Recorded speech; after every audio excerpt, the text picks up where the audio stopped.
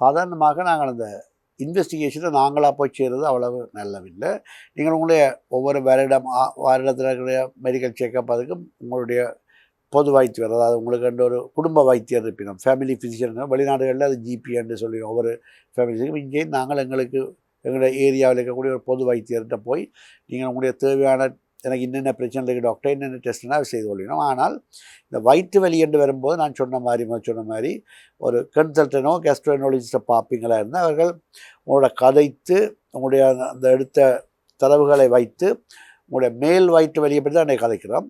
அந்த மேல் வயிற்று வலிக்குரிய முக்கியமான உறுப்பு எந்த பாதிப்பால் எந்த உறுப்பின் தாக்கத்தால் வருதுன்னு பார்த்துட்டு அதுக்குரிய டெஸ்ட்டு செய்வோம். இல்லாட்டி எல்லாத்தையும் செவலிக்கிட்டால் 2 பிரச்சனை. ஒன்று சில டெஸ்ட்டுகள், குறிப்பாக சிடி ஸ்கேன், அதெல்லாம் பல மடங்கு ரேடியேஷன். ஒரு தேவையில்லாமல் ஒரு சிடி ஸ்கேன் செய்யக்கூடாது.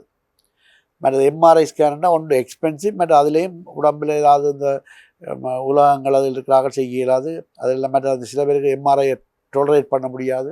பட் எண்டோஸ்கோப் இருக்குது. அது நாங்கள் வாய் ஊடாக ஒரு கேமராவை செலுத்தி உள்ளே கேமரா விட்டு பார்க்குறோம். அது சில பேருக்கு டோலரேட் பண்ண மாட்டோம், சில பேருக்கு ரெஸ்பிரேட்டரி ப்ராப்ளம் வரலாம்.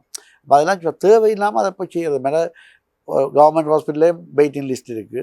ப்ரைவேட்டில் செய்ய போனால் அதுக்குரிய பண வசதிகள் தேவையாக்கள். அப்போ நாங்கள் இது கட்டாயம் செய்யத்தான் வேணுமா, இதுதான் டெஸ்ட்டானு பார்க்கணும். இருக்கிற எல்லா டெஸ்ட்டையும் செய்கிறது இல்லை. அப்போ அது நாங்கள் ஆனால் குறிப்பாக சாதாரணமாக ஈவன் ப்ரைவேட் செக்டராக இருக்கட்டும் கவர்மெண்ட் செக்டராக இருக்கட்டும் மிக இலவாக செய்யக்கூடிய ஒரு அல்ட்ராசவுண்ட் ஸ்கேன் கட்டாயம் செய்வோம்.